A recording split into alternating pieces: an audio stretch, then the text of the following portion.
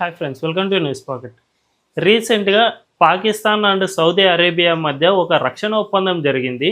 ఈ రక్షణ ఒప్పందం ప్రకారం ఈ రెండు దేశాల్లో ఏ ఒక్క దేశంపై దాడి జరిగినా లేదంటే యుద్ధం జరిగినా కూడా రెండు దేశాలపై యుద్ధం జరిగినట్లుగానే భావిస్తారు. అంటే ఫర్ సపోజ్ మనం కనుక పాకిస్తాన్పై అటాక్ చేశామంటే అది సౌదీ అరేబియా పైన కూడా అటాక్ చేసినట్లు భావించి రెండు దేశాలు ఒకేసారి యుద్ధానికి దిగుతాయి. అదేవిధంగా సౌదీపై ఎవరైనా అటాక్ చేసినా కూడా పాకిస్తాన్పై అటాక్ చేసినట్టు రెండు దేశాలు కలిసి అవతలి దేశంపై యుద్ధానికి దిగుతాయి.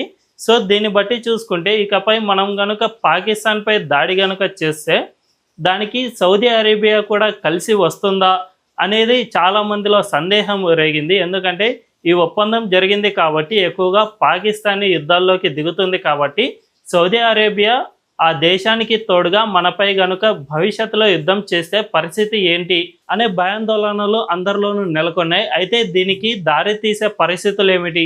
సౌదీ నిజంగానే ఇండియాకు అగెనిస్ట్గా భవిష్యత్తులో యుద్ధాలకు దిగుతుందా అనే విషయాలను మనం ఈ వీడియోలో తెలుసుకుందాం. అంతకంటే ముందు ఈ ఛానల్ను రీసెంట్గానే స్టార్ట్ చేసాం, మాకు మీ సపోర్ట్ ఖచ్చితంగా కావాలి. ఈ ఛానల్ను వెంటనే సబ్స్క్రైబ్ చేసుకొని బెల్ ఐకాన్ను క్లిక్ చేయడం అస్సలు మర్చిపోద్దు. ఇక డీటెయిల్స్లోకి వెళ్తే పాకిస్తాన్ తాజాగా చేసుకున్న ఈ ఒప్పందం ప్రకారం ఖచ్చితంగా సౌదీ అరేబియా ఆ దేశానికి తోడుగా ఇతర దేశంతో యుద్ధం చేయాల్సిన పరిస్థితి.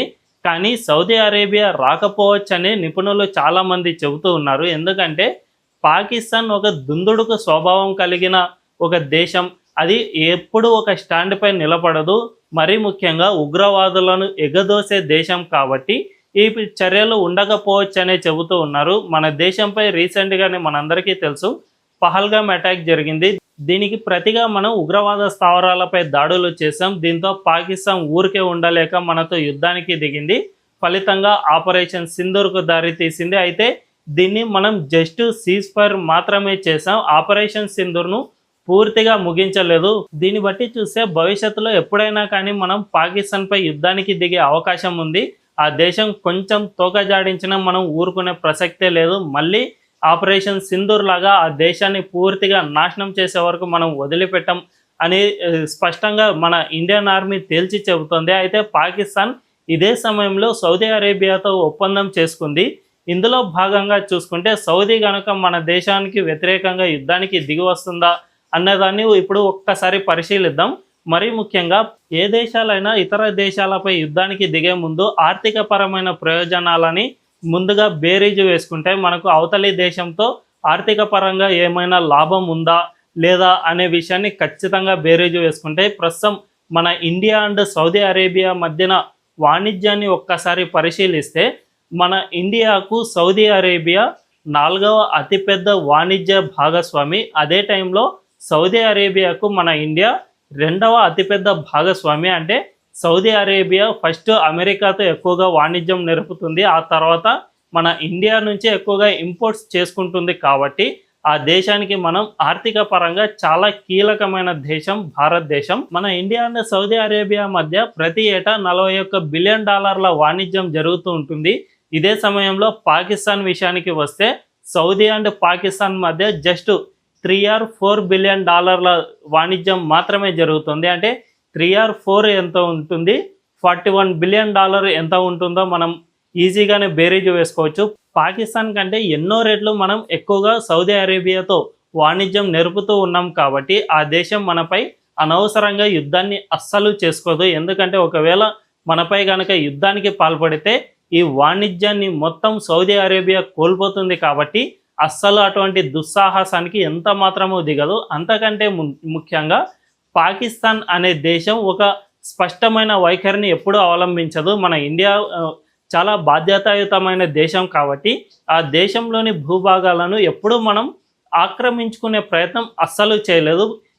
ఇప్పుడే కాదు, గత చరిత్ర మొత్తం చూసుకుంటే మనం పాకిస్తాన్ ఏర్పడిన తర్వాత నుంచి ఇప్పటి వరకు ఒక్క అంగుళం భూభాగం కూడా పాకిస్తాన్ నుంచి ఆక్రమించుకోవాలి అని మనం ఎప్పుడూ భావించలేదు. ఉన్నదల్లా జస్ట్ పిఓకేను మాత్రం అది మన ఇండియన్ భూభాగమే కాబట్టి దాన్ని ఎప్పటికైనా తిరిగి తీసుకుంటామని చెబుతున్నాం అంతే తప్ప ఆ దేశాన్ని అక్రమంగా ఆక్రమించుకునేందుకు మనం ఎప్పుడూ ప్రయత్నం చేయడం లేదు.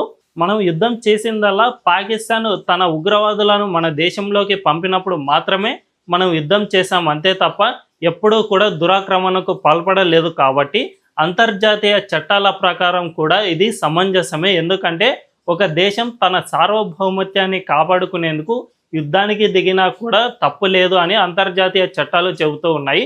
ఈ టైంలో పాకిస్తాన్తో మనకు గనుక యుద్ధం ఏర్పడితే జస్ట్ ఉగ్రవాదుల వల్ల మాత్రమే. కాబట్టి సౌదీ అరేబియా మాత్రమే కాదు, ప్రపంచ దేశాలు ఏవి కూడా ఇటువంటి వాటిలో డైరెక్ట్గా ఇన్వాల్వ్ అయ్యే ప్రసక్తే లేదు. ఎందుకంటే ఉగ్రవాదులకు మద్దతుగా యుద్ధం చేసినట్లు అవుతుంది. కాబట్టి దానివల్ల అంతర్జాతీయ చట్టాలను సైతం ఉల్లంఘించినట్లు అవుతుంది. కాబట్టి భవిష్యత్తులో పాకిస్తాన్ మనతో యుద్ధం చేసినా లేదా మనమే పాకిస్తాన్పై దాడి చేసినా కూడా ఈ ఒప్పందం ప్రకారం సౌదీ అరేబియా అస్సలు యుద్ధంలో దిగే ప్రసక్తే లేదు అని నిపుణులు చెబుతూ ఉన్నారు. అంతేకాకుండా ఈ ఒప్పందంపై మన ఇండియన్ విదేశాంగ శాఖ బాగా క్షుణ్ణంగా పరిశీలిస్తుంది.